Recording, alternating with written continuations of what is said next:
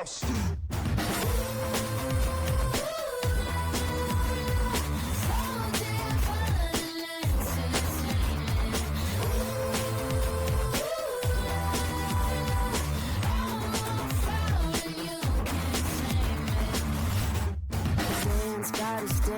Toledo to Japan, you got wings on command. You can fly like no one can. Something that's on the back, you can guessing if she or a man. I'm a motherfucking brand.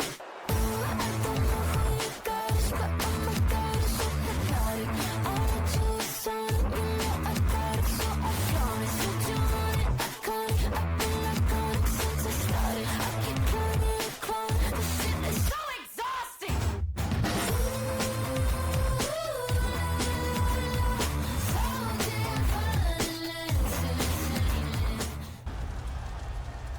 Welcome to Justice 52. I'm Alexandra Shaw, coming in on replacement here, on loan from Unite, for a great night of action. 2 title matches on tap as we are just 7 days away from Ragnarok. Speaking of those 2 title matches, we are about to start the show with the Pride Championship on the line. And the one stepping up to Sheldon Tremblay is... One more.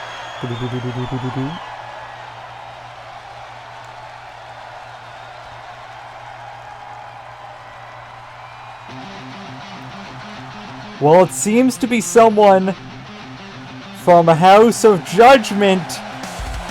And it looks like it's Sam Osborne.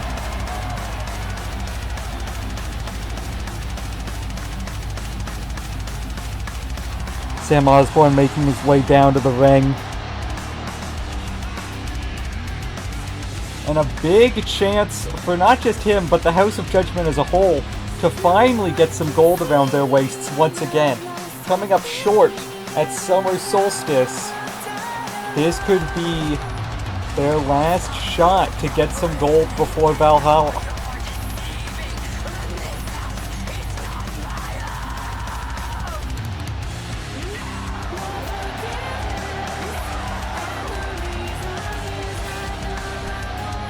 But of course, that is going to be much easier said than done.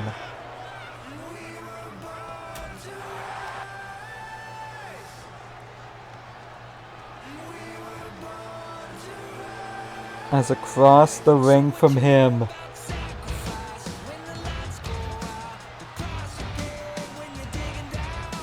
is someone who has been on the warpath. The Pride Champion, Sheldon Tremblay.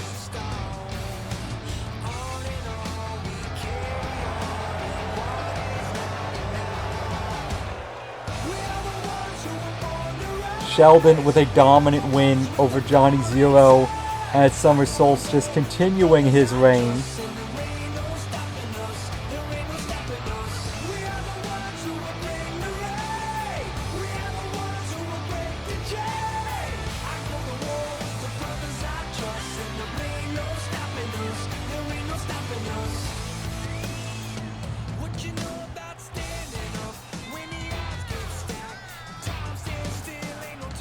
Sheldon Tremblay making his way into the ring now, and he's going to get someone who knows what it likes to be a champion in Sam Osborne. But that's really the issue with Sheldon. He has no weak spot.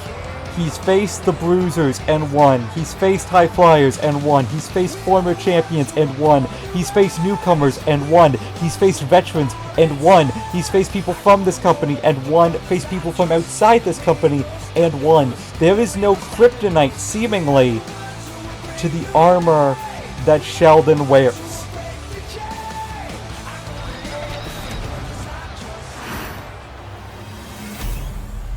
And the question has to be begged, can anyone end the reign?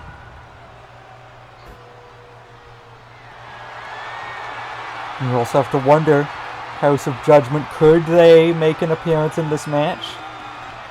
We know Sam Osborne rolls deep.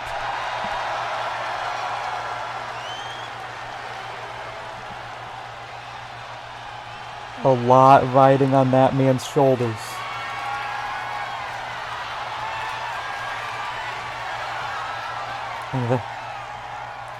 And then on the shoulders of the champion is the championship. A title that Sheldon Tremblay has defended with dominance, honor, and superiority. And that's what it's all about. And now the question remains, who walks out of this ring with the belt?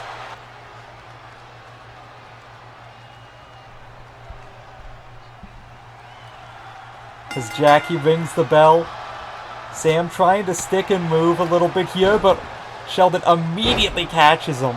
Starts targeting the leg. And now immediately springboard leg drop from Sheldon. Maybe they could look at a quick night at the office. Turns around, moonsault from the top.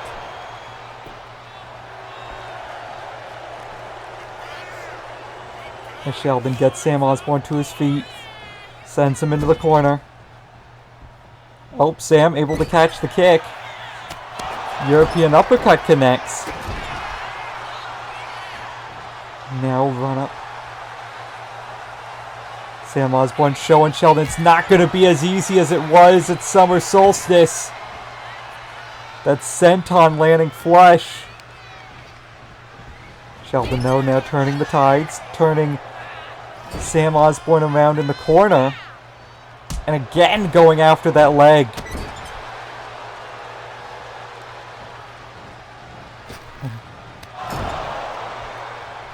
As now knee strike from Sheldon to Osborne. Has Osborne in the splash zone. Swanton from the Pride champion. Into the cover. Hooks the outside leg. Only a 2. Osborne wisely rolling to the outside.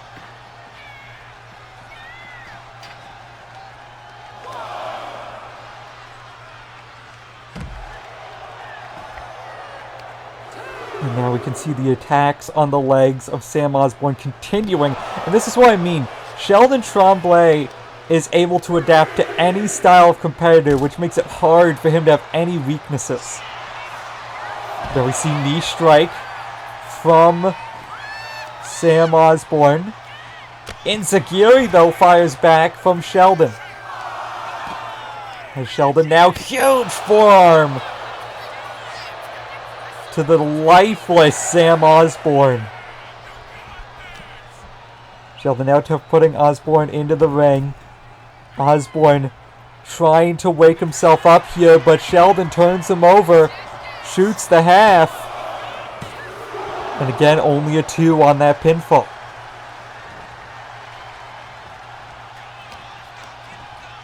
Osborne tries for an Irish whip, but Sheldon again having the answer. Now, what's he got in mind here? It's wrapping up Osborne in the ropes for a tarantula. Just wrenching on those arms. Now a kick to the head. And a big boy senton. Sheldon fired up in this one.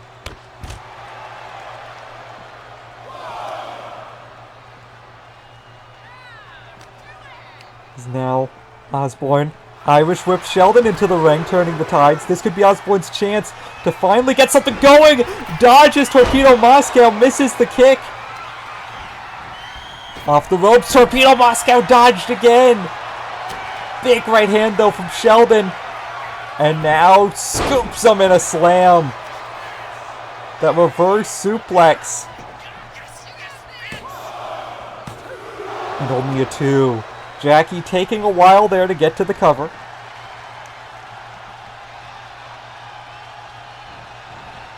Is now knee strike in the corner. Sheldon going up to the middle rope.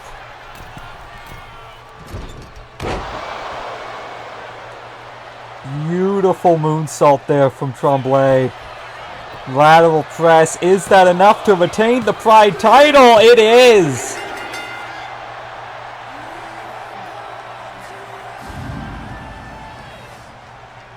And Sheldon moves on to a date with Gavin Ashton for that Pride Championship at Ragnarok.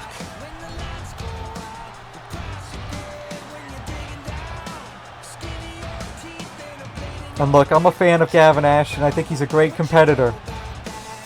But when you look at the brick wall that is Sheldon Tremblay, I don't know how you find a weakness.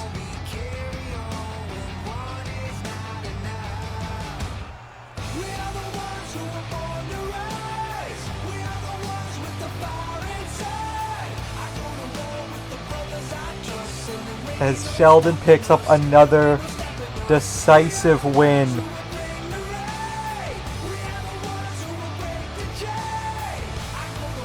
Gotta feel he has his eyes on Ashton, his eyes on the Ragnarok Rumble, and his eyes on continuing to be Pride Champion for as long as humanly possible.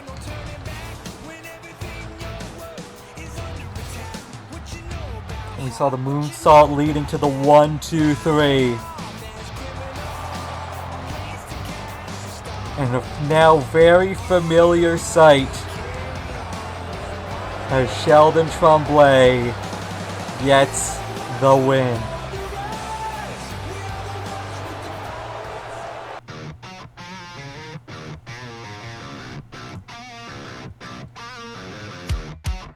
Hands are shaking still, trying to hold it down. Chaos starts to spell, just hoping we all drown. You'll try to take this to your grave, no matter who's lost along the way. So cold out on this path you crave, but I tell you, one truth is you can't escape. Behind every choice you made, I'll be there waiting for you till I know that you're down and under. Hey, what is it gonna take for you just to walk away? I'll be there waiting for you till I know that you're down and under.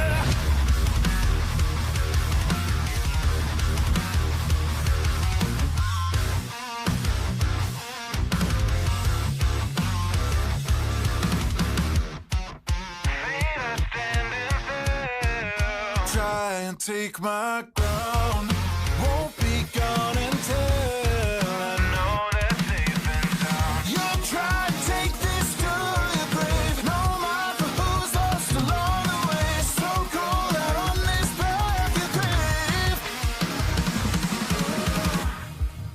I want to believe that people can change, but what if I'm wrong and the story remains the same?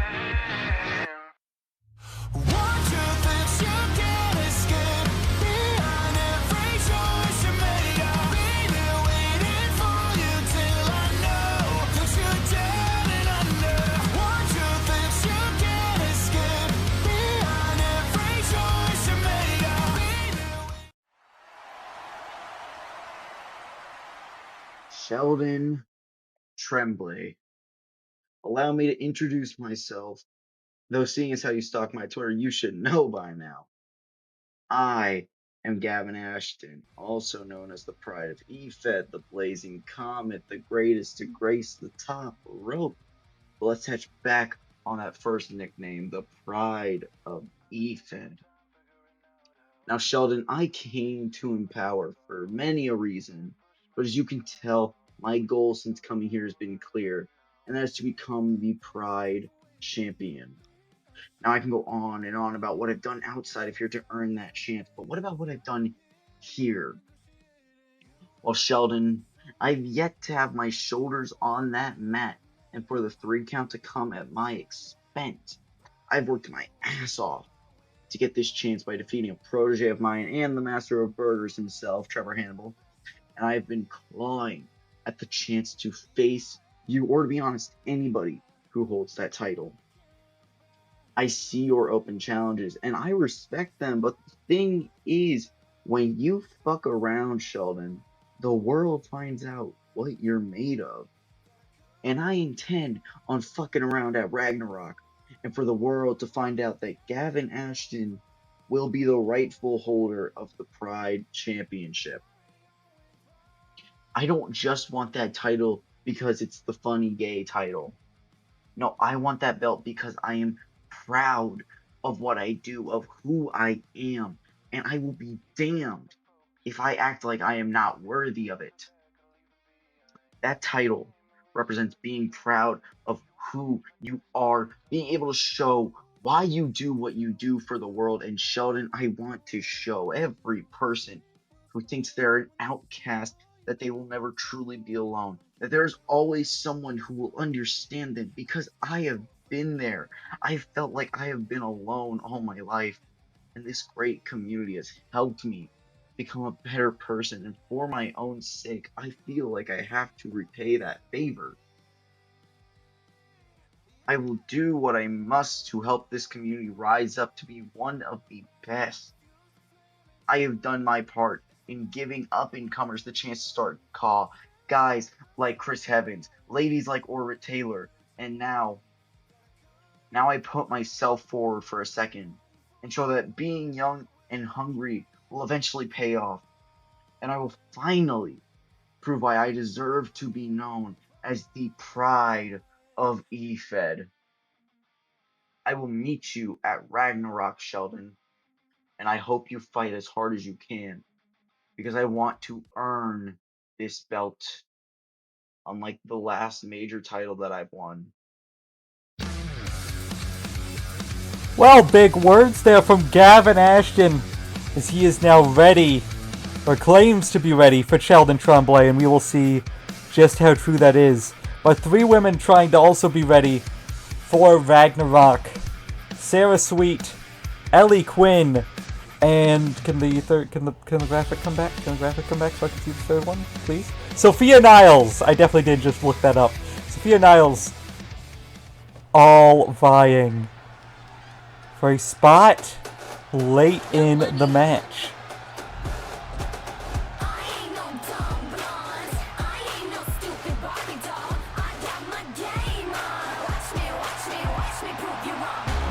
And here comes first Sarah Sweet,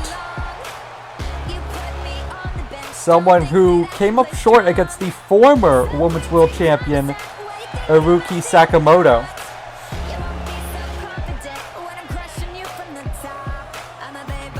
And you've got to feel this is her chance to get back to that world title opportunity. Get a match against Nomi Matsumoto.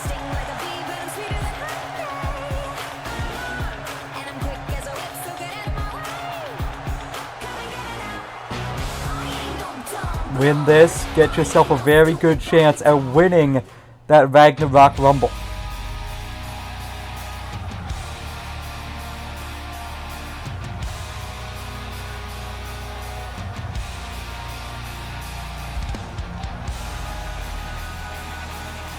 But coming up next, someone who I think might need it or might want it that little bit more. Sophia Niles came up short at Summer Solstice to the current Pride champion, Garnett Tessa.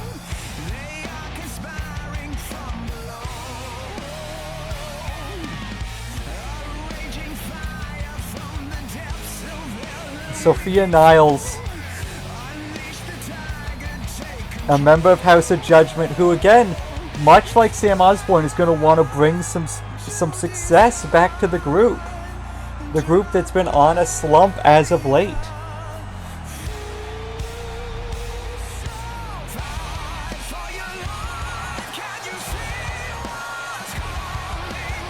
And Sophia Niles looking to put down Sarah Sweet and Ellie Quinn to get a chance for any title she wants at Valhalla. Maybe she goes for the rematch with Garnett Tessa for the Pride title should she win. Or she goes for Nomi Matsumoto and the biggest belt in the women's division.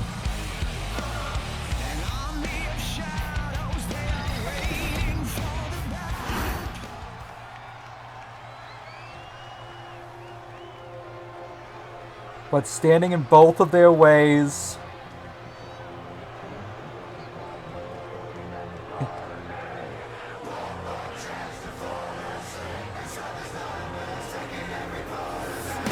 A woman newer to the Empower landscape, but definitely not any less dangerous. Ellie Quinn.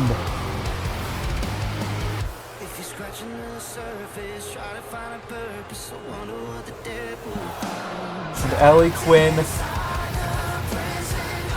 the silver-tongued Satan, looking to wreak hell and wreak havoc over her competition here, and to walk into Ragnarok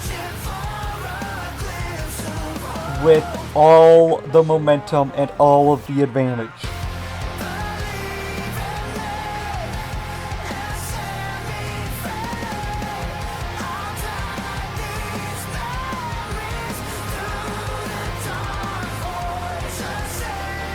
And Ellie Quinn right now got a feel, walking into what I believe will be her first Ragnarok match. Her first really big chance at becoming a champion here in Empower. A winner tonight would definitely set her up quite nicely.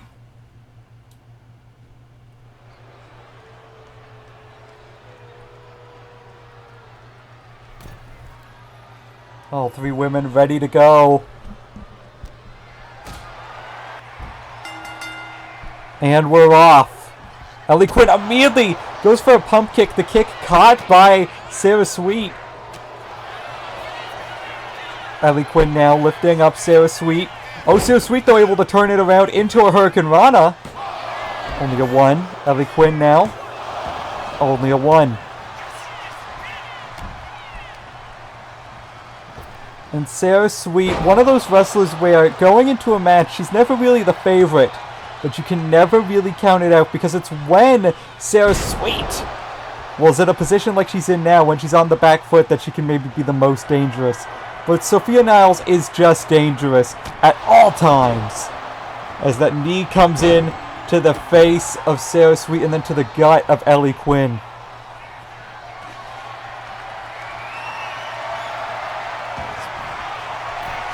As now Sophia with the chair. Sarah Sweet just jumping over Sophia to go for a frog splash. Ellie Quinn able to get out of the way and hit a pump kick on Sophia Niles. Now goes for a drop kick again to Sarah Sweet. Sarah not able to hit a lot of her high-flying offense thus far in this match. Might need to rethink her strategy. As Sophia Niles there with a chair to the back of Sarah, and now just driving it down once again. You can see the denting already happening in the steel.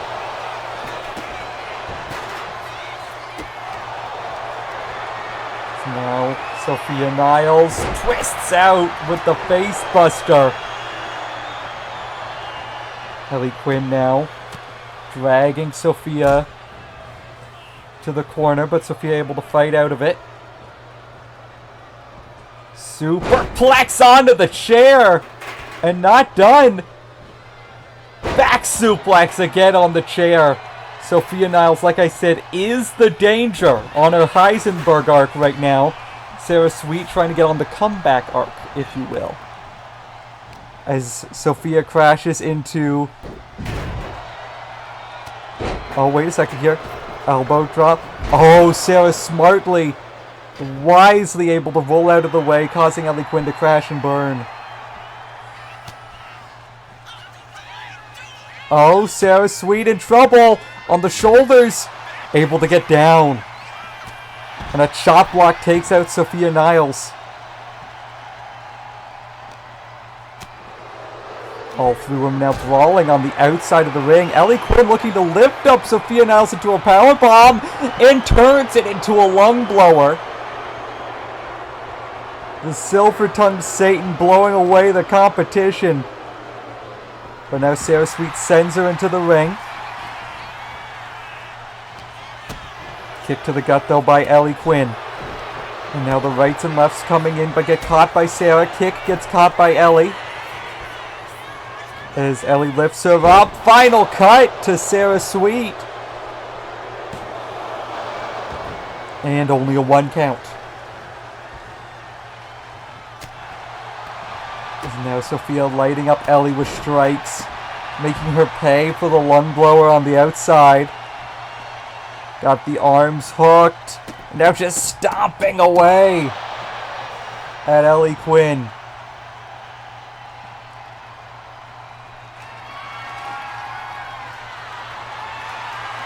And now another chair being brought into the mix by Sophia Niles.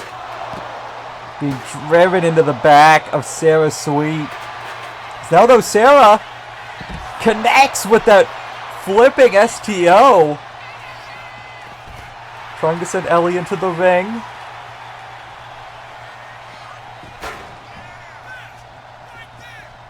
As now a dive to the outside from Sarah, taking out Ellie Quinn. But Sophia Niles being given time to get back to her feet. These two battling it out by the French announce table. Now the head scissors takes down Sophia.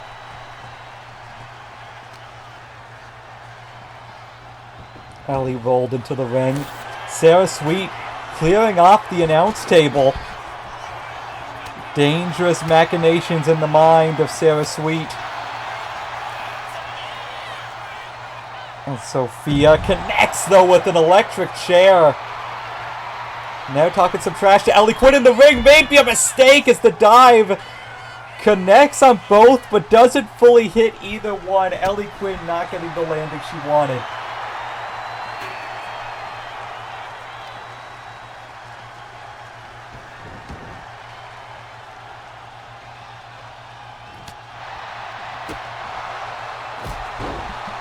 Now Sarah Sweet stalking Sophia Niles into the corner. Both women back in the ring. Got her by the ankles. Alley-oop powerbomb. But Ellie Quinn got her from behind. Neckbreaker drops Sarah Sweet.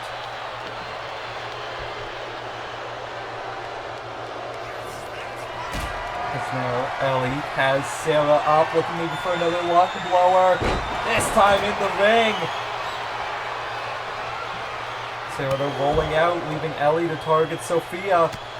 Sophia fighting up to her feet.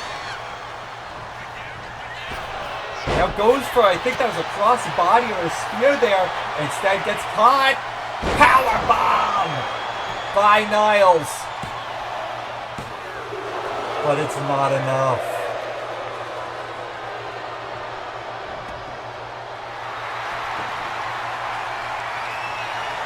Niles got the kendo stick. But Sarah able to disarm her. Attacking Niles with the kendo. Now trying to lay it into Ellie Quinn, but Ellie able to disarm her. TKO! In the middle of the ring, and now using the weaponry provided.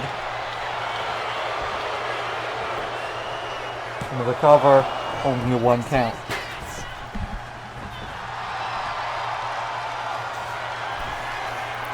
As Ellie Quinn perched on the top rope. Double knee drop! Both women able to get out of the way. High risk has not yielded any rewards for Ellie Quinn thus far in this match.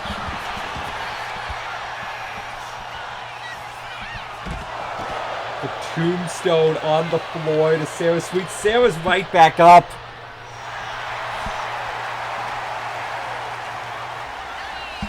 Now Sophia Niles, I think, was looking to put Ellie Quinn on the announce table. Ellie Quinn currently trying to bob and weave both other people in this match. Dancing her way back into the ring. As does the rest of her opponents come to join her. Dragon suplex. Getting blocked by Niles. Powers her way out of it. As Ellie Quinn forced rolled outside the ring. Kendo stick shot to Sarah Sweet. Only a 2. Ellie Quinn now going under the ring herself. Get a kendo stick. Sophia Niles with the elbow drop off the top to Sarah. And Sarah Sweet's eliminated. We're down to 2. as the Southern Lariat comes in to take down Ellie Quinn. Only a 2. Sophia Niles in the prime position right now. Lifting up Ellie. What she got in mind here? What in the hell? Around the world for that German suplex. Holy moly. And now, to put the final nail in the coffin, power bomb! High stack on the shoulders, and that is it. No, Ellie Quinn kicked out. Ellie crawling to the corner. Shoots a kick into the lower back. Ellie needs something big here. Gets caught though with a knee strike. Drop with a DDT.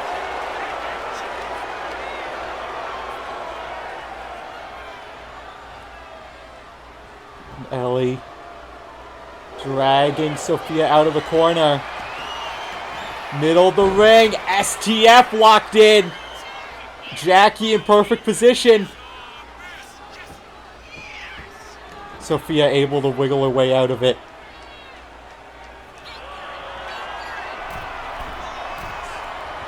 Quinn now going up top. Swanton dodged by Sophia Niles.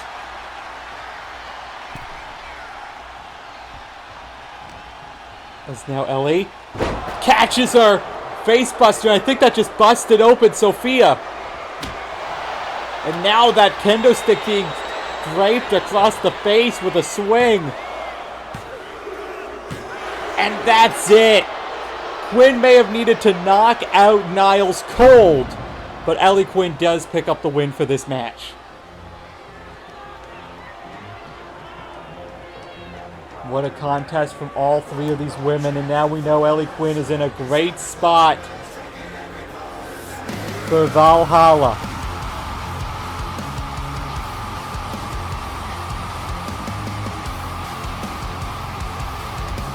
But the question is, will she be the one to outlast all 29 other women and become #1 contender?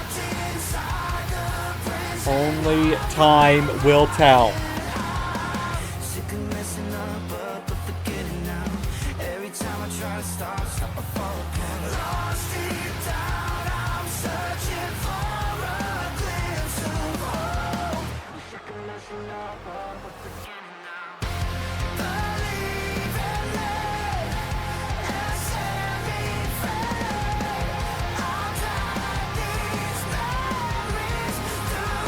I gotta give it up to Sophia Niles for being able to put away Sarah Sweet, but tonight was Ellie Quinn's night. Will she be able to say the same next Sunday at Ragnarok?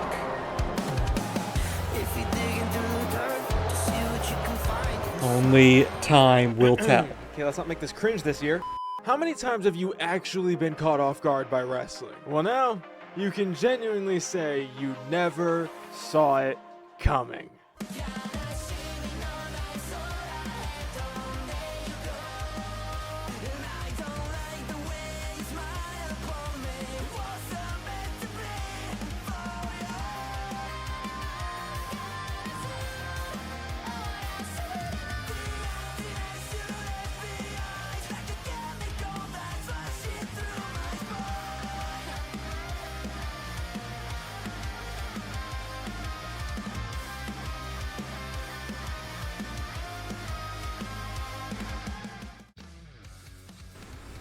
Well, folks, we now move on to our third match of the evening.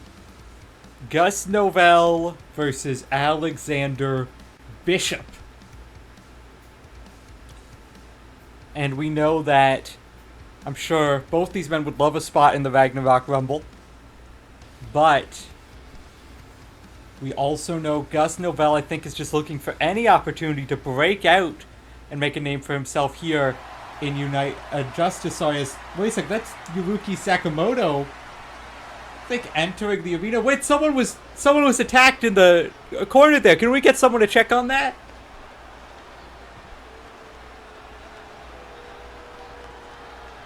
Someone was down in the parking lot, but I wasn't able to see quite who it was from here. Regardless, we do have to continue with the show. The show must go on. And on next is Gus Nouvelle. Gus Nouvelle looking to make a name for himself here tonight by taking out Alexander Bishop.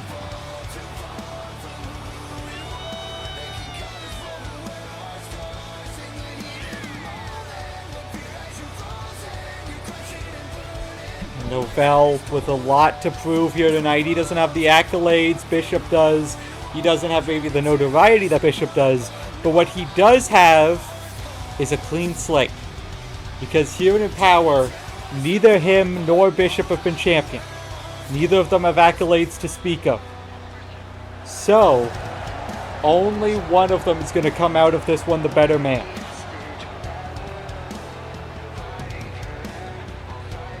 And Gus Nouvelle could very well be that man. He is going up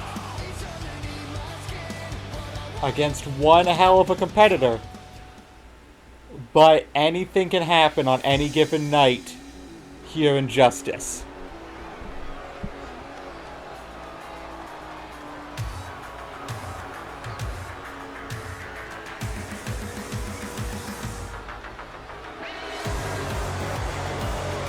And Bishop making his way down to the ring. He's been called many things. The anti-U, the APW World Champion, a wife beater. A lot of things have been said about Alexander Bishop. But you cannot deny that he has found some single success here in Justice. Wins over Dallas Dalton. A win over Sean Connolly at Summer Solstice. Bishop looking to continue his winning streak, his winning ways, and get a big win going into Ragnarok, where he very well might be a part of the Ragnarok Rumble.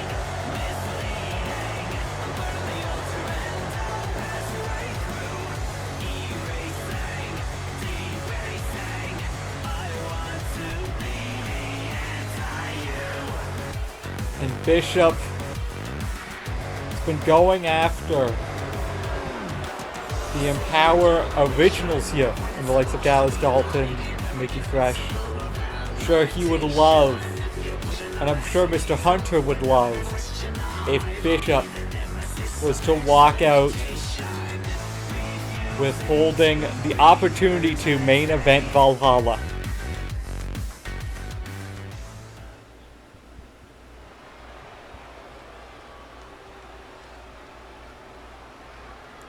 This one gets underway. And Gus Nouvelle immediately connecting with the big boot. Goes off the ropes now. Elbow drop. Gus knows he needs to come out of the gates hard and fast. He does not want to give Alexander Bishop any chance to get himself into this match. Big forearm connecting from Gus Nouvelle.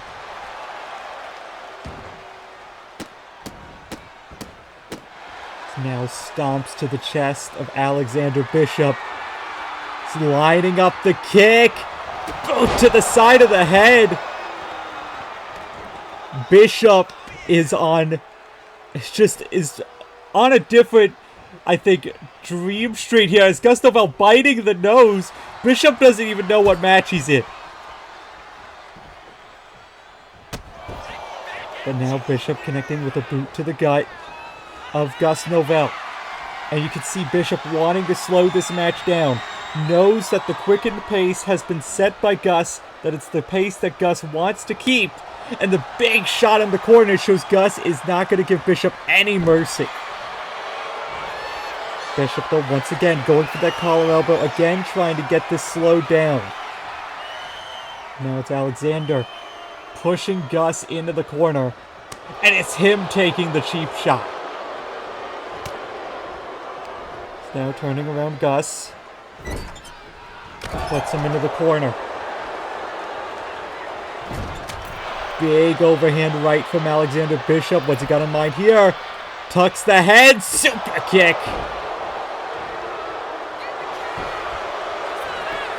Goes for the cover. Only a 1 count.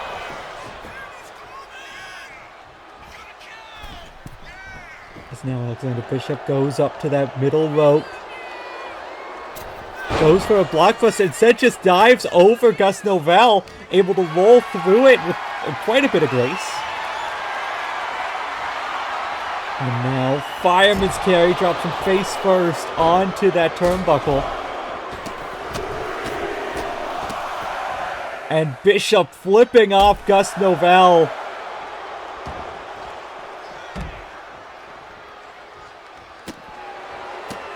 The tides of this match having turned firmly into the favor of Alexander Bishop. You can see Gus trying to get his footing here. And now biting at the fingers of Alexander Bishop. And so far, not too much pretty to show off about this match. Just been brutality since the opening bell.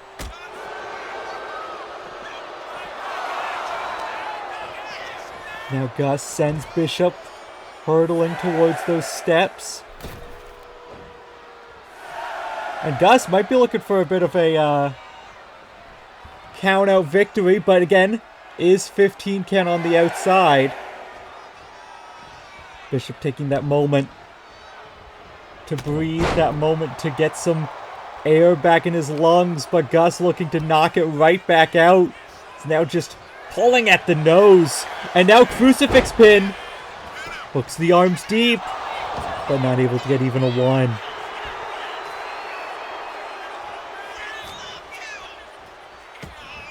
As now Bishop gets the elbows shots into the gut of Gus Nouvelle. Big overhand shots. Goes behind. Teardrop suplex connecting. And now, oh, Jesus. I mean, referee's discretion there, but that one seemed a little bit below the border to me. Regardless, Bishop, oh, never mind. Gus able to get the jawbreaker. Gus goes down, head scissors. Takes it around the world.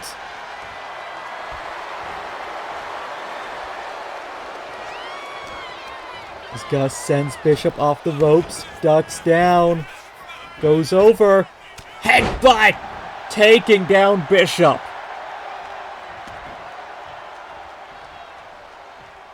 It's now in the corner, Meteora from Gus Nouvelle. And a moonsault, but not able to land it. Nouvelle, though, not phased. Not in the slightest.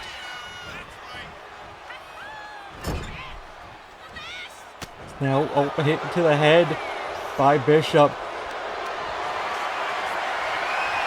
Bishop carrying Gus Nouvelle over. You've got to feel Bishop starting to feel momentum swing his way. Oh, ducks the chop as Gus. Kick to the gut, kick to the head, kick to the leg. He's hitting everywhere. Big punch and Bishop is bleeding.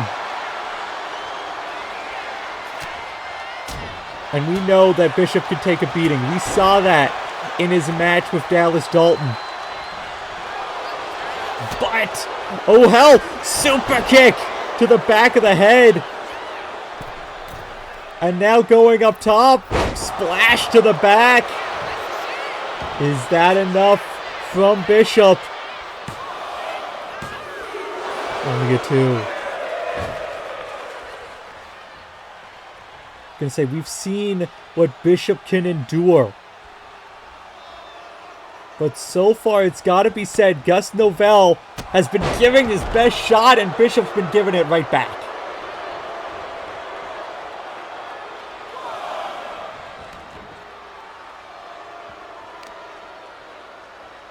Now Bishop targeting the arm of Gus Nouvelle.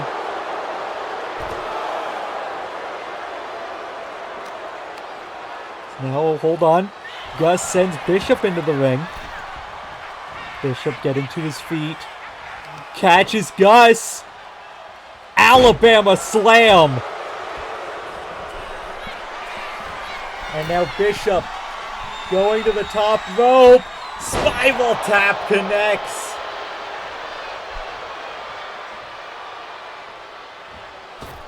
And a shooting star misses.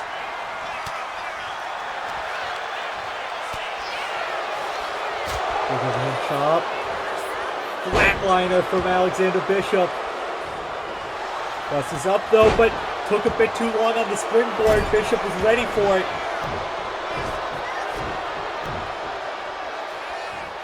Up the ropes. What in the hell does he have in mind here? Lariat nearly knocking the socks off of Gus Nouvelle. And that does it. That huge charged up lariat taking down Gus Nouvelle and getting Alexander Bishop yet another win here on the Justice brand.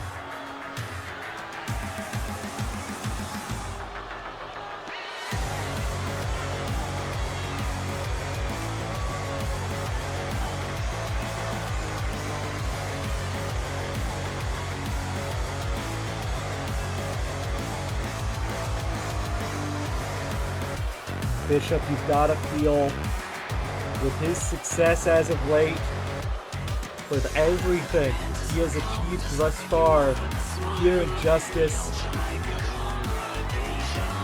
he very well might be the front runner to win the Ragnarok Rumble.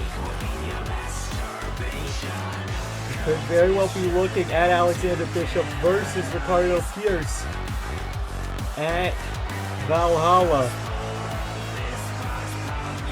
See that lariat knocking down Gus Nouvelle, and he did not get back up.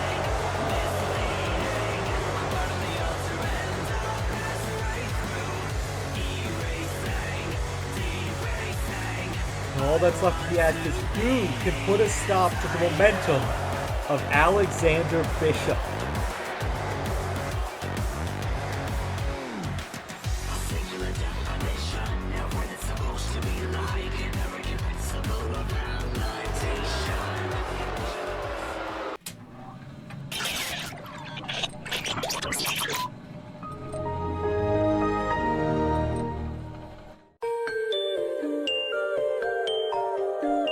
The London O2 Arena. It's time to reach for the skies. Distant flickering, screen of scenery. I swear that's bringing it all back again.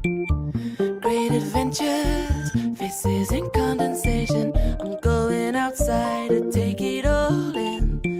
You say too late to start, got your heart in a headlock. I don't believe any of it. You say too late to start with your heart in a headlock. You know you're better than this.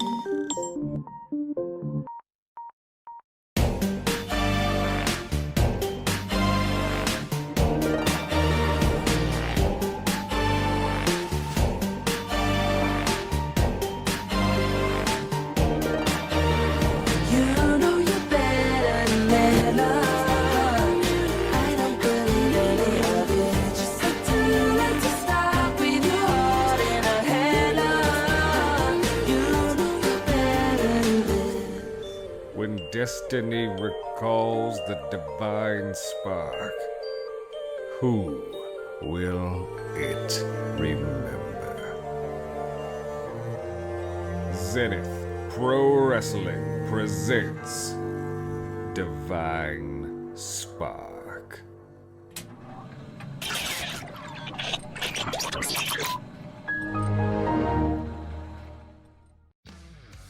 Big shouts out to our friends over there at Zenith Pro Wrestling, where Alexander Bishop will apparently be having a match. But we now move on to another contest here tonight. Our fourth match as the Kings of the Islands will be going up against a mystery tag team of some description. I I wasn't told who it's going to be. It's not on my like little call sheet here. It could be literally anyone. But we know that this will be the return of the Kings of the Islands. And, Hey, everyone. I kind of want to talk about something, but to start it off, I want to ask a question. You ever look at an apple and think it looks sweet, only to bite into it and find it rotten on the inside? That's what Justice 51 felt like. I walked into Justice last week with an opportunity. A main event match against one of my best friends, Madison Reyes. Winner gets to face Nomi Matsumoto, another one of my best friends, at Ragnarok for her Empower Women's World Championship. An opportunity I was dying to grasp onto. And then I failed. Not just failed though, I kinda got turned inside out. I started that match hot, but at the end of the day, Madison, with her chunky cement box shoes and her big ol' forehead, hit me with one unpretty her, and I was out, sandwiched between the mat and that giant head of hers. Splat! Dead bee. In the past few days, I've been thinking about that match, watching it over and over and over again, and I can't even look away when my head hits the mat. And I watch myself dazed and confused, staring up at the lights as Jackie counts to 3, and just like that, no Ragnarok championship match for B. And it feels weird because I've been in a title match at the last 3 pay-per-views since I debuted. And now I might not even be on the card. I made my debut for Empower at Chamber of Destruction as one of 2 surprise entrants into the Hardcore Championship match. It was me versus Selena Adams versus Toxin. 2 other wrestlers that I will always respect. But it was easy to tell I didn't belong in that match with those 2 veterans. But I won. I won that match and I walked out Hardcore Champion. And I told myself, B, you belong here. You earned this. This is your place. But did I? The Hardcore Championship was retired a month later, and just like that, no reign, nothing to build off of, only a singular defense. Sure, I get to call myself the final Hardcore Champion. But does that really matter? I mean, I guess they also gave me an automatic bye into the Pride Championship Tournament Finals. Yeah, a bye. I didn't fight through the brackets like my other 2 competitors. I didn't claw my way to the top. I was just placed there. And then I lose at Roll for Initiative. Once again, Selena Adams and Toxin. I blew it. And it made me wonder if I just got lucky the first time. And then came Summer Solstice Festival. Me and Nishimura, one of the best to ever do it, handpicked me for a shot at the TDN Championship. And I wanted to believe it was because she saw greatness in me. But maybe she just saw an easy defense. Because that night, if she did just see an easy defense, I proved her right, because she whooped my butt. But again, I was picked. I didn't earn that shot. I didn't earn what was potentially the biggest match of my career so far, and that stings. And then I have to hear people whispering, why does B get all these chances? And you know what? I'm starting to ask myself the same question. Because maybe all the hype around B Bear is just that. Hype. Maybe all the buzz is just noise, static, a pretty clickbait headline. B Barrett, the next big thing. Because that looks great, doesn't it? But in reality, I'm just a promise that never delivers. Maybe I'm just selling you guys hope. That I can make you believe in something, make you feel something. Maybe I'm just easy to root for, but deep down, you know I won't win anything of importance. Maybe I'm just the girl they throw in when they need a good showing for the champ before the real challenger comes out. The plucky, fan-favorite underdog, that's who I am. But maybe, just maybe, that's not who I have to be. Now, I know how that sounds, just hear me out for a second, okay? Because I know I'm usually the happy-go-lucky, full of excitement, bundle of energy that you've all grown to love and adore, and that won't change, but when the lights go out and I'm at home after one of those matches, after one of those failures, and I'm standing 6 inches from the mirror, I can't bring myself to look me in the eyes and say the same things I say out here to all of you. Because my failures start to burn me alive from the inside out. And I know that's not what you want to hear. You don't want to hear that the happiest wrestler alive, the pollinator of positivity, goes home and is miserable. And I promise you I'm not usually, but sometimes negativity just latches onto your brain and you start to overthink. You start to ask questions. What if I don't belong? What if I mean nothing? Stuff like that, and I'm tired. Tired of feeling that way. Tired of training under a former world champion and still watching my peers lap me because I can't keep up. Tired of hearing, "You'll get him next time, B," like it means something. And I'm scared that I'm going to become Empower's Icarus, that I'm flying too close to something meaningful only to fail backwards, to fall from the sun. I am not flying too close to the sun. I am the sun! I shine bright. Brighter than most, to be honest. And I want to say I don't say that out of arrogance. I want to say that I say that out of belief. Belief in myself. Belief that I do belong. Belong in the same conversations as the Nomis, as the Selenas, as the Portias. That I deserve to be in that ring. I deserve to shine the way I shine. And I'm not gonna wait around for someone else to hand me another golden ticket to relevancy just to watch it turn to dust in my hands when I finally get there.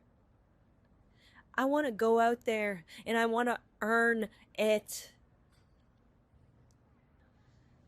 So to the Beehive, to every person who's been told that they don't deserve what they fight for because they've stumbled or been too nice or weren't born with the right pedigree, I got you.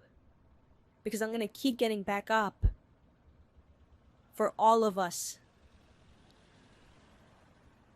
Because I want to give you someone you can believe in. And one day, I'm going to hold that Women's World Championship high above my head. And I will be the face of this division. But it won't be for me. It will be for you. Now, I don't know if I'm going to Ragnarok. It isn't looking likely. So since my debut, this might be the first pay-per-view without little old me. But it sure as heck won't be the last time you hear my name in the conversation. And that's a promise. I love you. Good night. passionate words from B. Barrett. A woman who I've never heard a bad thing about. A woman who every locker room has good things to say about. B. Barrett stating her place here in Justice Pro Wrestling. Stating her mission here in Justice Pro Wrestling. Garfield, you dickhead! What are you gonna do with all that money? What a silly little cat. He's trying to take a taxi home! He's such a little rambunctious cat. He's such a nice little cat. Who's that? I'm not gonna ask why you were watching Garfield, but I back it. However, I need you in the ring right now. Ask our tag team, our local tag team has once again pulled out. I don't know why they do this. And Stam has specifically requested that the two of you team up. The last time I saw that guy, he kind of clocked me in the middle of a speech. I don't really want to see him. Nah, and I get that. He was fined for that, so you don't have to worry. He was looking into a suspension, but something about a Legends contract means they can't actually get suspended anymore. But you'd really be doing me a favor here. Look, Mac, you know I love you. You know I'll do anything for you. I back you as GM every step of the way, but I'm going to have to put my foot down. I'm not working with him. If you do this, I'll get Garnett Tessa and Sophia Maxwells to retain your calls. Mac, you fucking dickhead. You know exactly what gets me going. I'm going to watch my Garfield after this, that fucking little rambunctious cat.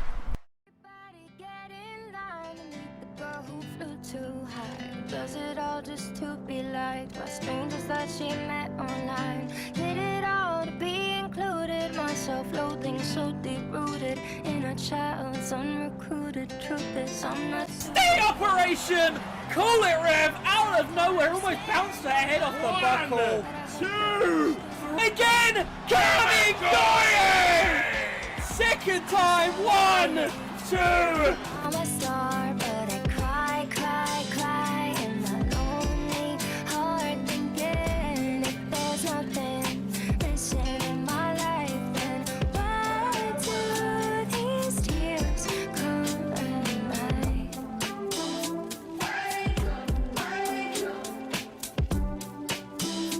We will be reaching our destination of Valhalla soon. Just fasten your seatbelts and get prepared because we are headed to Valhalla. Any more interruptions? No? Okay. Well, folks, get your shoes off, get your feet out. Because we seem to have found out who the kings of the islands are going to be fighting here tonight.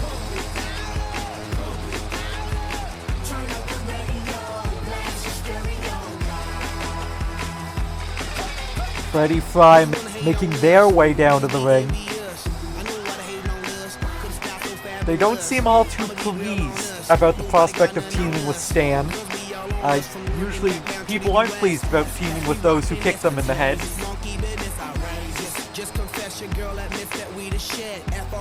But maybe Stan's just in a bit of a strange mood. We know that at Justice 50, Stan attacked Heavans Diaz after his match. Oh, so that's at Justice 49, not 50.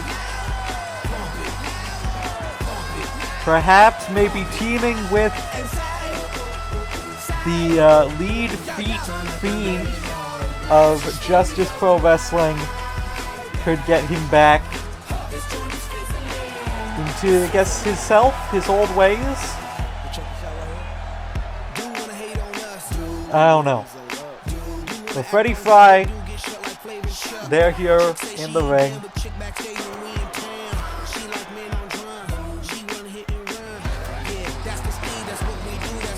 Now we await Stan. I said we are awaiting Stan.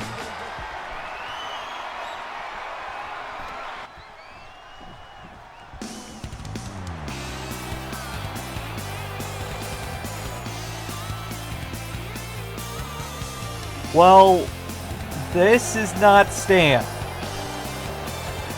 Stan is not here. Yeah, this sucks for Freddy. I'm not even gonna front. Freddy's going up against former tag champs all by themselves.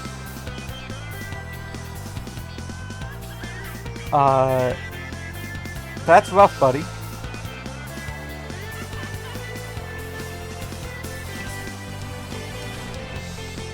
Well, Kingsley Island making their return to Justice and to Empower after a bit of a hiatus. And I'm sure they aren't that upset about the idea of facing one lone Freddy Fry.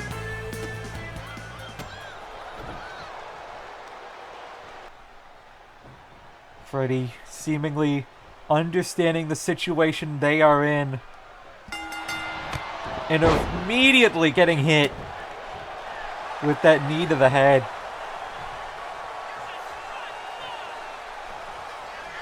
As now, Irish Whip sends Freddy into the corner. And you gotta feel this is not the start Freddy Fry would want. You do not want to start off a handicap match on the back foot. As Cormier Jabbar King in firm control early on. Only a 1 count to start.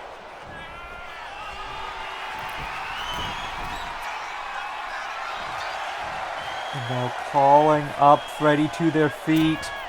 Huge clothesline. Freddy able to sidestep.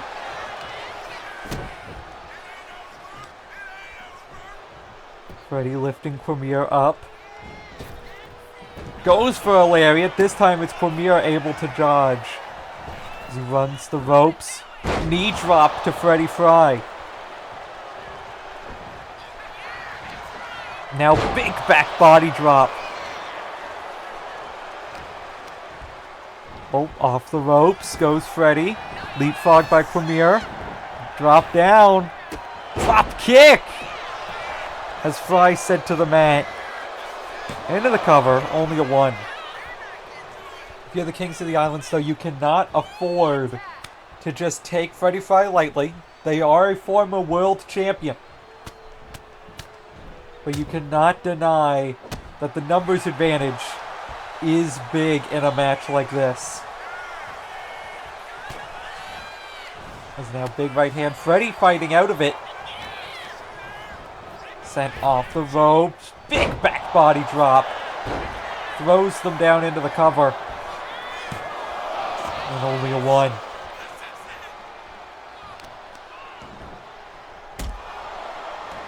Freddy gets hit with that kick to the back.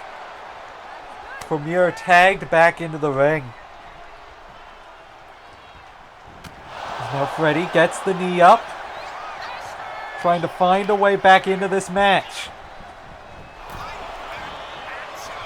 Big punch. Gets blocked though now Inseguri. And folks, if I remember correctly, this match does operate under Justice Pro Wrestling rules, which means a 15 count on the outside, 15 minutes on the clock to allow... Oh, well, he's back in the ring. I can't do the thing. Damn it.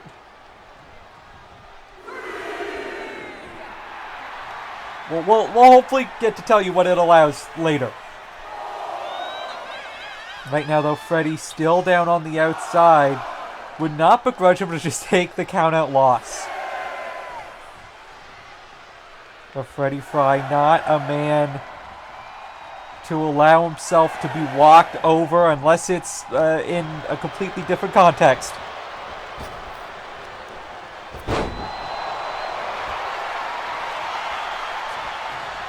Is now Freddy getting to their feet. Kick dodged.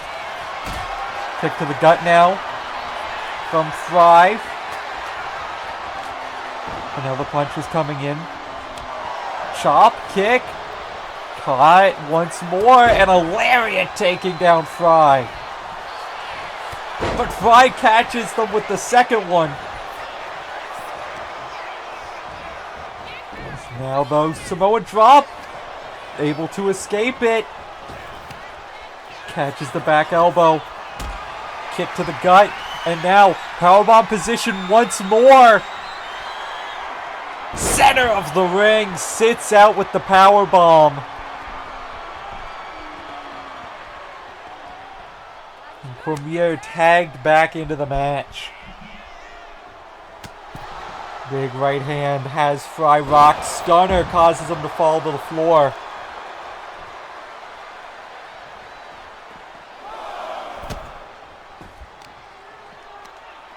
And now, remember, justice rules like I said earlier.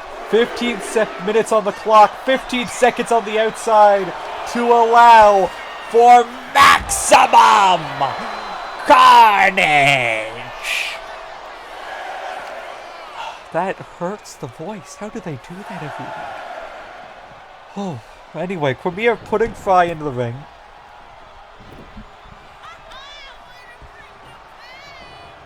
Is now the rights and lefts coming in. Powerbomb position once more. This time running powerbomb. Right by the apron. The closer you get to those edges of the ring, the more that mat is going to hurt as that sunset flip powerbomb connects. But it's not enough. Fry able to kick out. Goes for the leg drop this Cormier. Up the ropes. Caught with a clubbing blow to the back. Punch to the head now.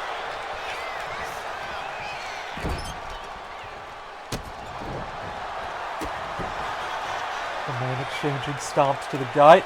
Goes for the knee strike. Freddy able to sidestep. Freddy's got them up on the shoulders. Snake Eyes connects. Now alley-oop out of the corner. See what you know about Fry. They are earning their stripes. They are showing just how resilient they are as the frog splash lands. But only a 2. I don't think anyone would have begrudged Freddy for walking out on this match a while ago. But Freddy has been hanging in there all by themselves.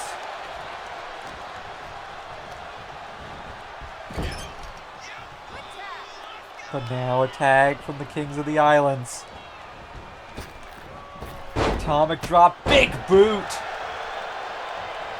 And now just chasing Fry out of the ring.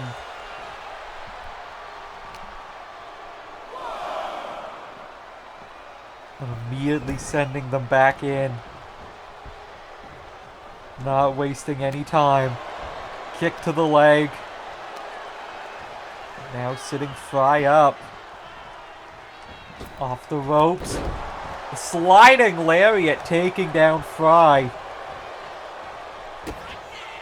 And now butterfly brainbuster. And that should do it. Kings of the Island make a successful return.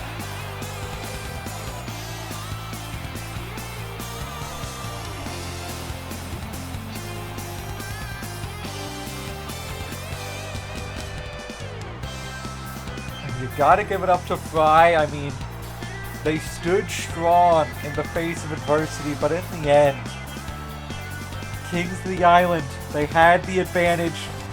Former tag team champs aren't going to lose in a 2v1.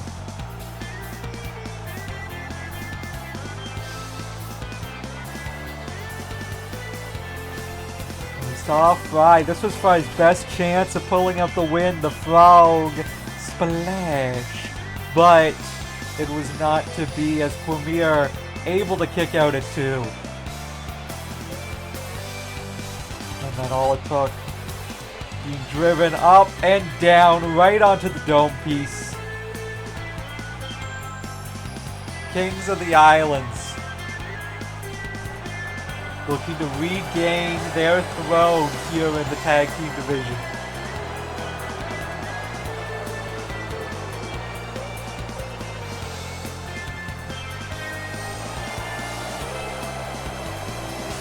gotta feel they want a shot at drinks and drugs sometime in the future. Welcome to paradise.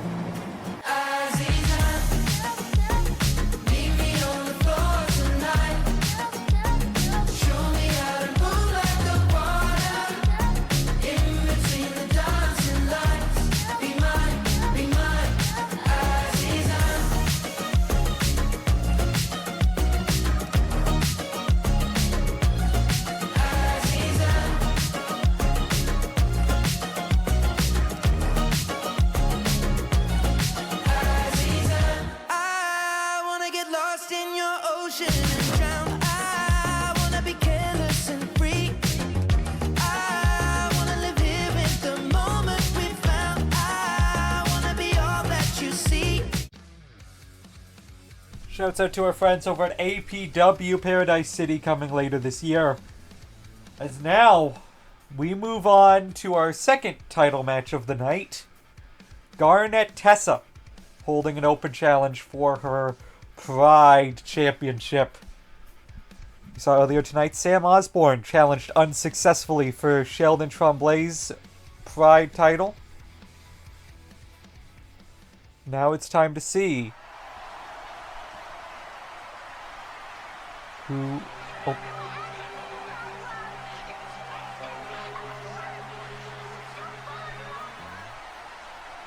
Garnett Tessa entering the ring, or entering the arena, I should say.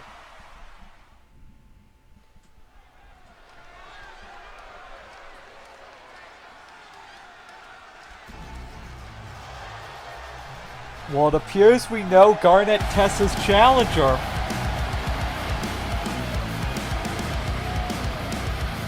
It's one Orbit Taylor.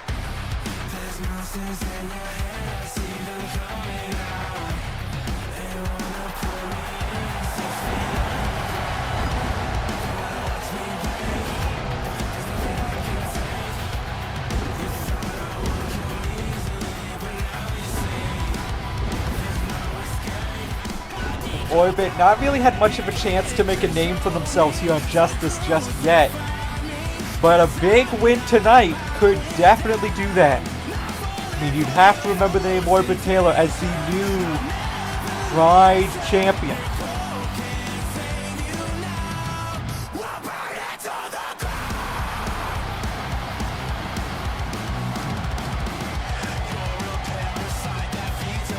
And now the question that is being begged, does Orbit have what it takes to stop the unstoppable? Slow down the unslowable. To defeat the monstrous among all.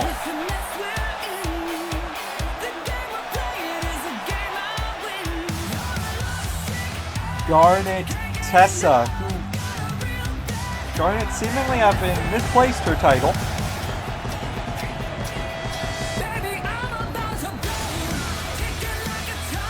Well, I think that just goes to show the confidence of the champion. Don't need to have the title with you, because you know you're going to be the one leaving with it.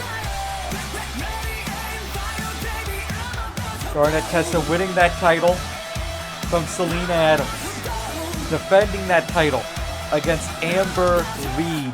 Already an insane pedigree of victories from those two alone.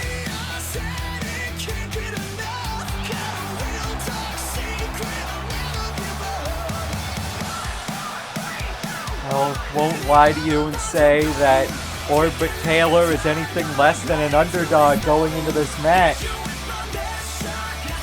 But Orbit has a chance still to pull off a major upset. Has the chance to shock the world.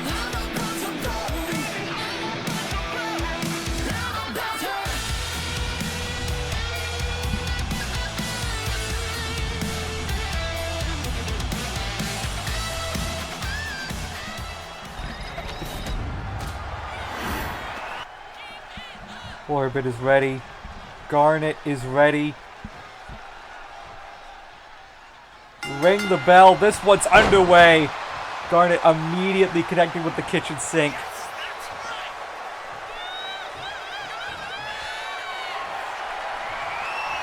Is now, I think, Orbit trying to, you know, use some sort of technical aspect here to get an advantage, but Garnett just out-muscling Orbit every turn. Now just has her up in the turnbuckle, in the ropes. This is just brutality on display here. And that punch right to the ear by Garnett Tessa. Orbit knowing they need to do something here, trying to brush off the pain. Got Garnett from behind with the waist lock. If Orbit can get Garnett off her feet, get her down to the mat, like that, there we go, side headlock takeover. This could be a good way for Orbit to start something here in this match. The size of Garnett not able to be used if she's on the ground, but now that Garnett's back on her feet, pushes Orbit off, huge line taking down Taylor. Fist drop connecting. A kick to the back. Double stomp misses. And now Garnett Tessa, the one to initiate the lockup, and I think wanting to prove that she can be, you know, a technically sound competitor. That she's not some dumb meathead. Now Garnett takes Orbit to the ground. The side headlock takeover of her own.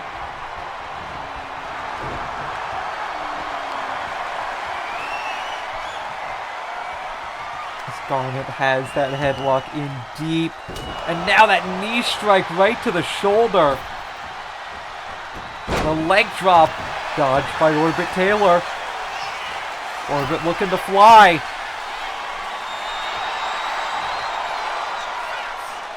It's quite a distance though, and I think thinking better of it, Orbit decides to drop down, but that did give Garnett time to get back into this thing, tossing Orbit Taylor around.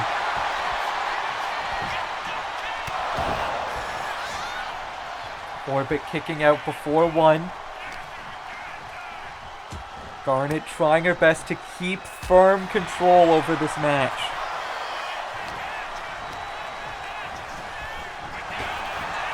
Now this time, went for the lariat, and this time Orbit was ready for it.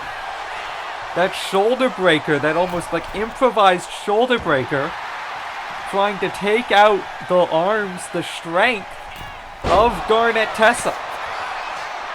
Right now though, Garnett seemingly unfazed, but it has given Orbit a bit of an opening into this matchup. Backdrop driver connecting.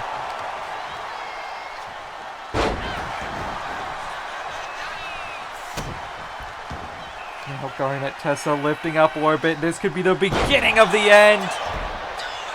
Powerbomb connecting. As Orbit rises to her feet. Sent off the rope. Spear!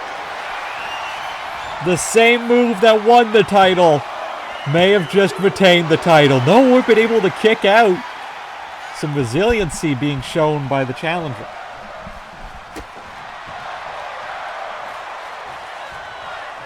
Garnett Tessa though unfazed. Chop to the chest of Orbit. And now just yanking on the ankle to twist the knee of Taylor. Tessa sends her off the ropes. And you can see Orbit just trying to get anything going, but Tessa is ready for everything.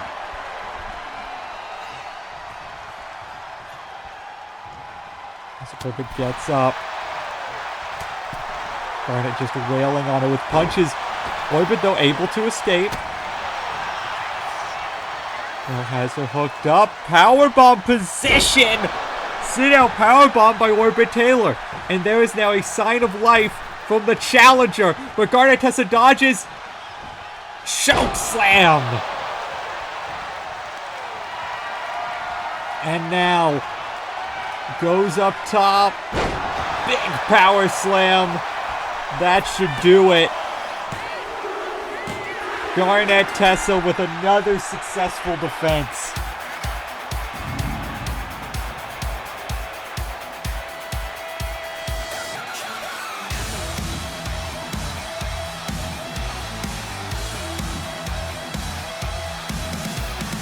And you have to wonder, how do you beat Garnett Tessa?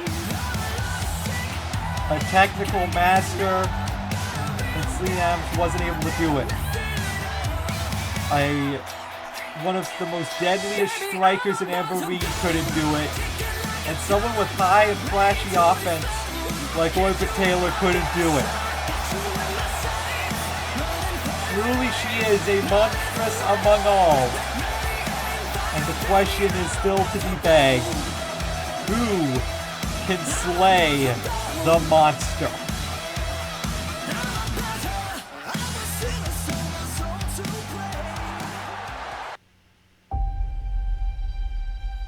HCW has evolved.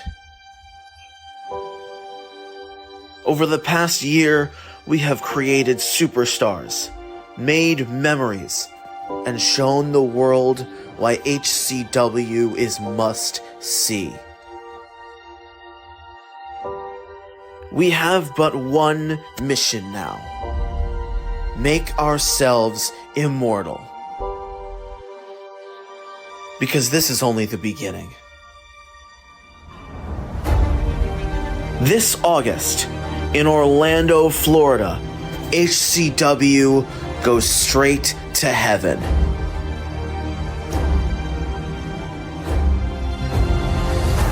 For the 16th time, the biggest show in HCW has arrived.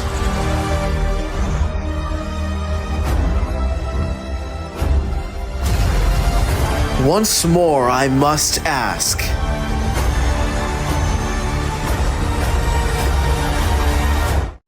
Are you ready? Broken bones and bloodshot eyes.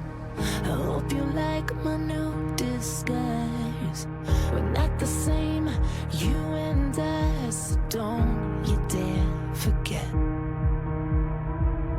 In this crowded room alone, in search of things unknown, the face I wear is not my own, so don't you forget.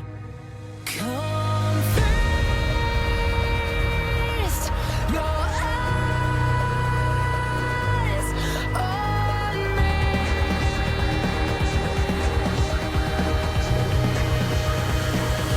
Can you see me in the dark?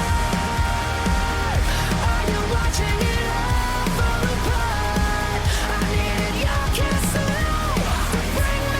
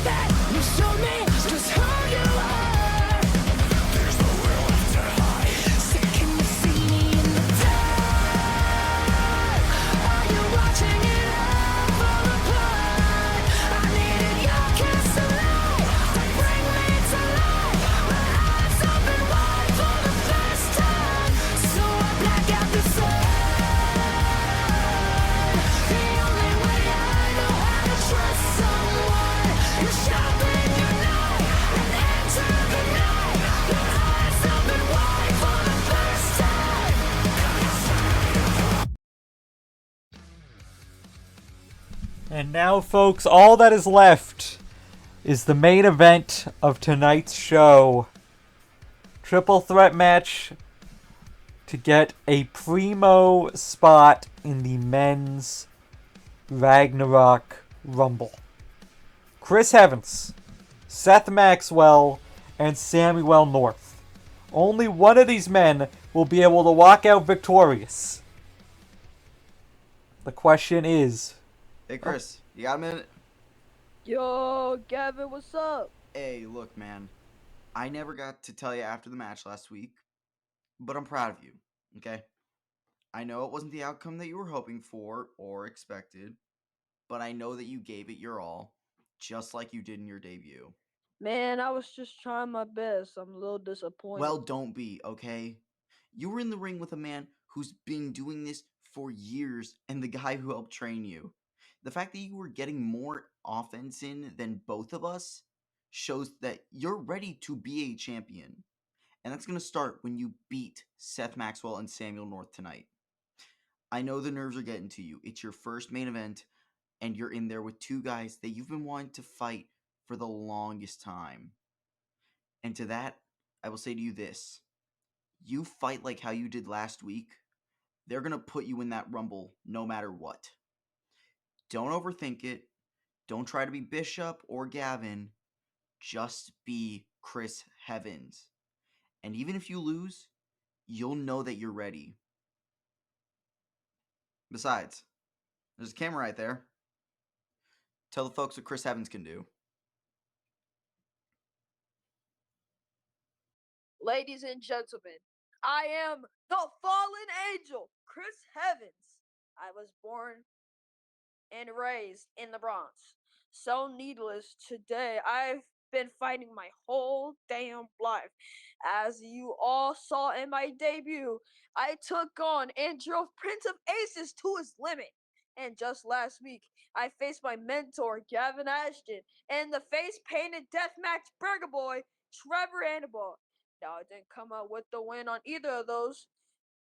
But since when has that stopped me? Never, man!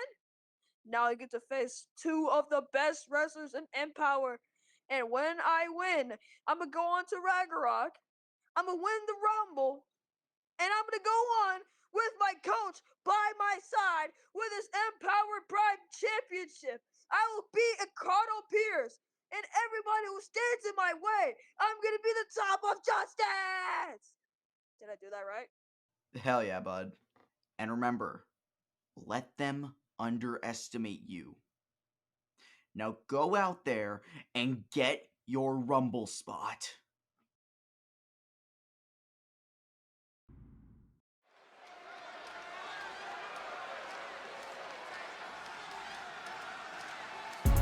Talk about a motivational speech there from Gavin Ashton.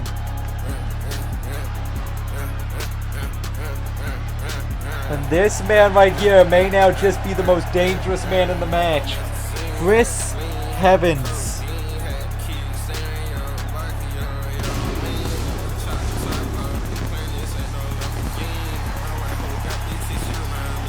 He wants to be in the Ragnarok Rumble.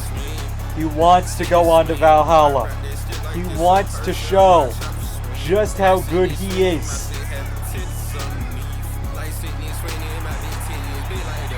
And we've seen him, make appearances so far in Justice. We've yet to see him have that big breakout win. But beating Seth Maxwell and beating Samuel North here tonight would give him that victory.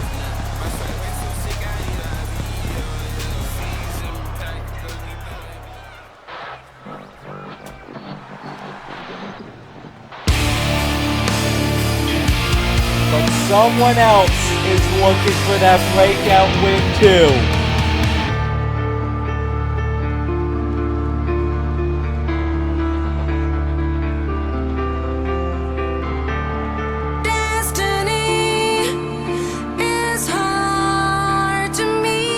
Rogue One.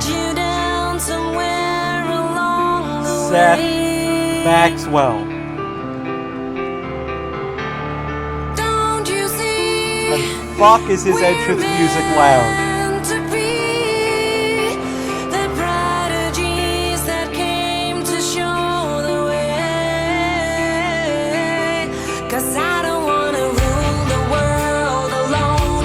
I'm not even sure if I should commentate over this. I don't know if people will be able to hear me. I'm screaming, but I cannot hear a sound. The suffocation slowly comes around. Seth Maxwell, also known as Sex Maxwell, also known as Short King Extraordinaire. Some will call him a world title fumbler, others a Rumble fumbler. Now he has the chance to rectify those. If he wins here tonight, it's going to be really hard to fumble that Rumble. And it's going to give him a chance to face, oh thank God, going to give him a chance to face Ricardo Pierce for that world title.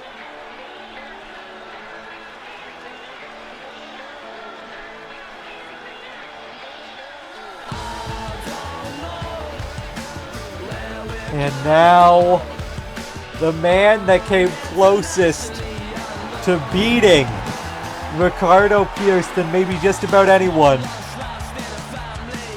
The Aussie assassin, Samuel North. Samuel North wants that second chance. He thinks he was just 1 second away from becoming champion. He thinks he can be the one to dethrone Ricardo Pierce. I'm not necessarily inclined to disagree. I'll be internationally unknown. He's got a banger theme, I can't lie. I don't know where we're gonna go. I'm internationally unknown. Oh. Anyway, on to the match.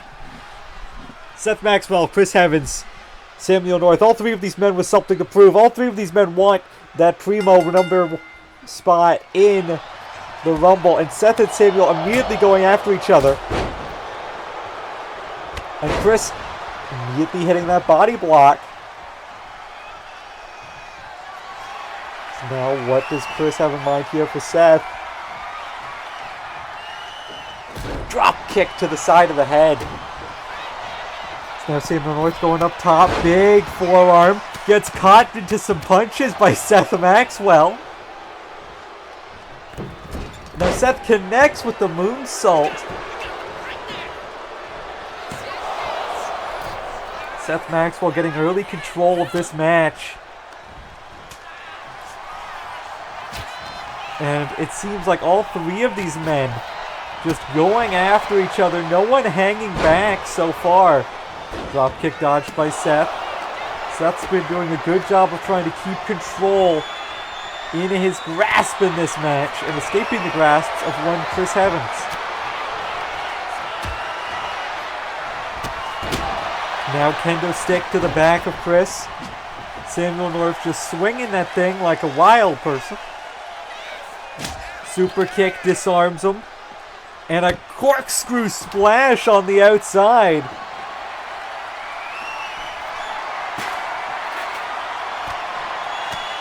Now, what's he got in mind here?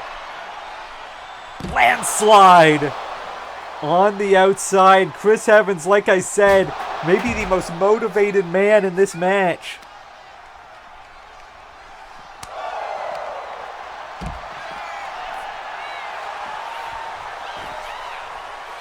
And Seth rolling back into the ring. No countouts or DQs in a triple threat, obviously, but the match must end within those 12 ropes. They go over to my announce desk as Chris Heavans. Seth Maxwell sizing up Samuel North. Samuel North not having any of that. Putting Rogue One into the ring. Seth, though, goes for a kick. Samuel able to dodge.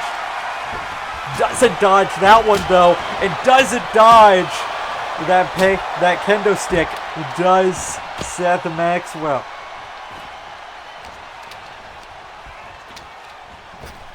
It's now kick to the gut, kick to the chest, kick to the head.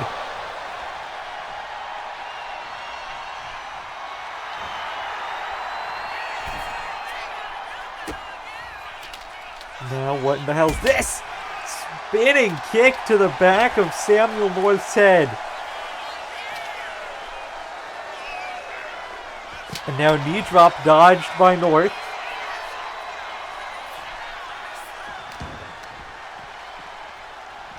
Heavans sending North crashing towards my announce desk. Maxwell bringing in a chair as Chris sent crashing to the outside. I think he was trying to climb up to that top rope and Seth was just having none of it.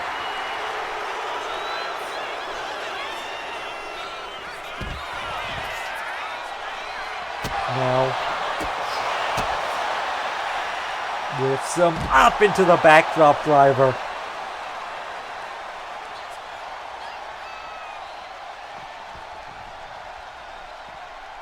None of these men having a clear advantage or disadvantage thus far. It has been on equal footing all match long, as Chris Heavans, though, connecting with a chair shot to the head of Seth Maxwell, and they're targeting the back of Samuel North. Chris Heavans leaving nothing to chance.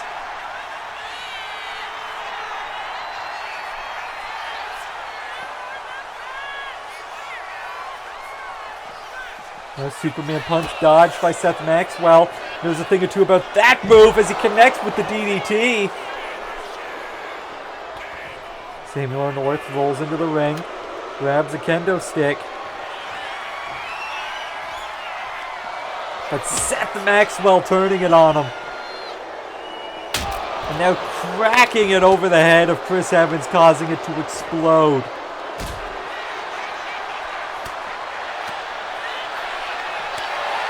Now the punches coming in from Samuel North. Snap suplex on the outside.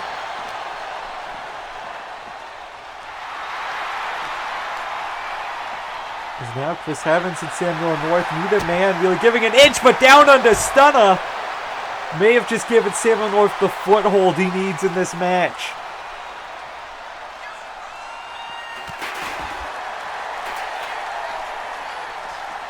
Now North picking up Maxwell. But Maxwell sending him into the ring. Chris Heavans essentially out cold on the outside. Moving Seth and Samuel to their devices. Thought he was going for kill switch instead, sliding lariat. This might be the kill switch though. Oh, Chris Heavans getting in the way, going after, but hold on a second! Into the cover. North is right there, but it's elimination style. Evans able to kick out. That was smart from Heavans, realized North wasn't going to be able to save him.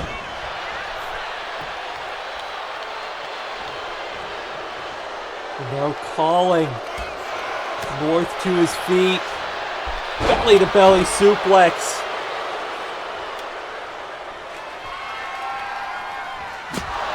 Now Heavans rolling up Seth Maxwell, traps the legs.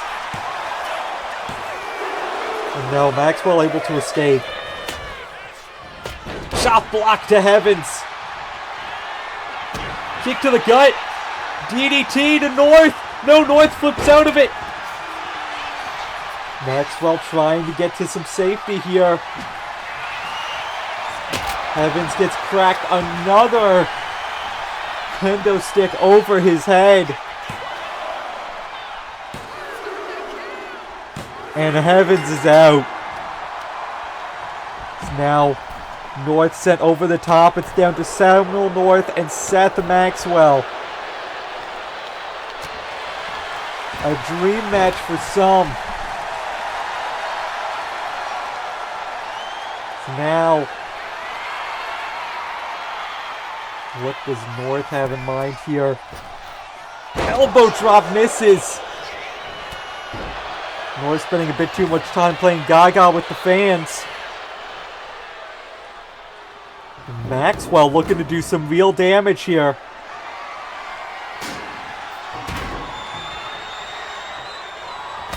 Kill switch! Kill switch flipped! Into the cover! Hooked the leg! Oh, nearly out of nowhere.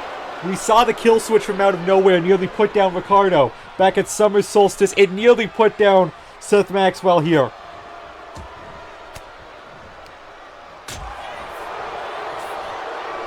Here's Seth buying himself some distance on the outside. Dodges the punch, connects with some of his own. Cutter! Almost like Seth's own version of that down under stunner. North not liking that, not one bit.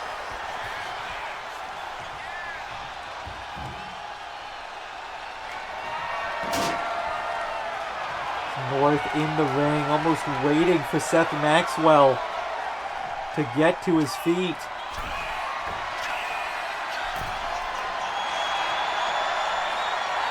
Now, going up top, big drop kick.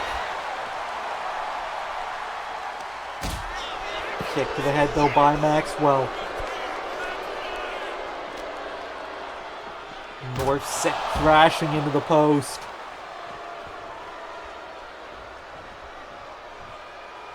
But now Maxwell got the steps. Just doing some, I guess, rearrangement of the furniture there in the ring. And then North, hey buddy, watch the announce table.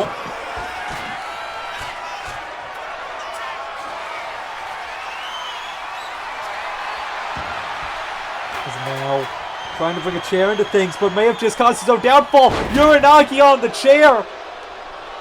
But wisely rolling towards the ropes. But the chair shot to the head from Maxwell. North trying to fight to his feet. Knee to the head! And now it's North with the chair. Swinging wildly. Is that enough to put down Seth Maxwell? Oh, only a 2.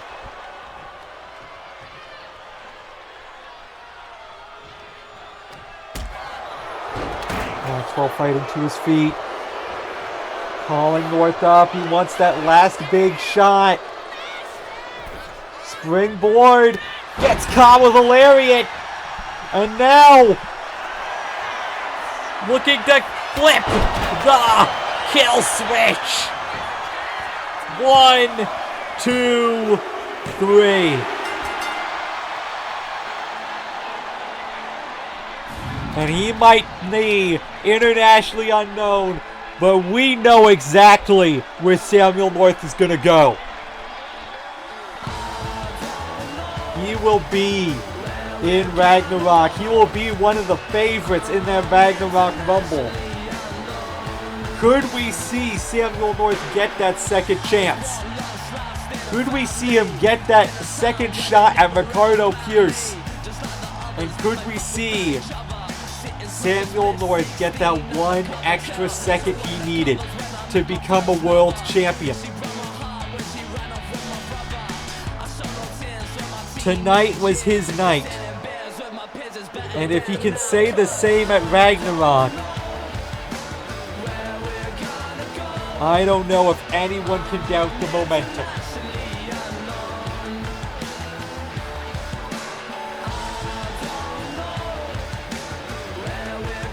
Here we saw that first kill switch. Sometimes you've got to flip it on and off again. Samuel North with the win.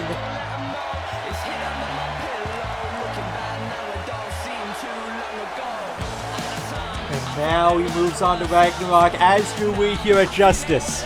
Move on to Ragnarok. I've been Alexandra Shaw filling in tonight, and I'm bidding you all a very farewell adieu.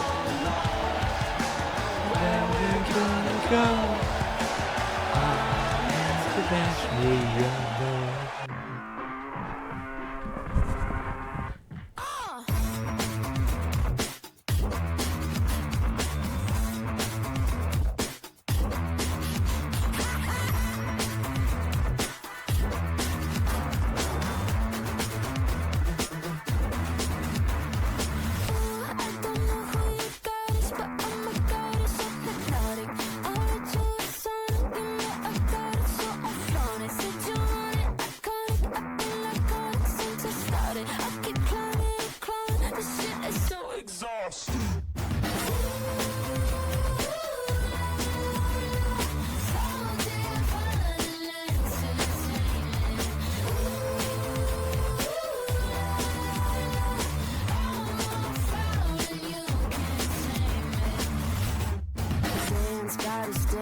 time to lead her to Japan. You got wings on command. You can fly like no one can. Something back from the bed. Keep on guessing as a street or a man. I'm a motherfucking brand.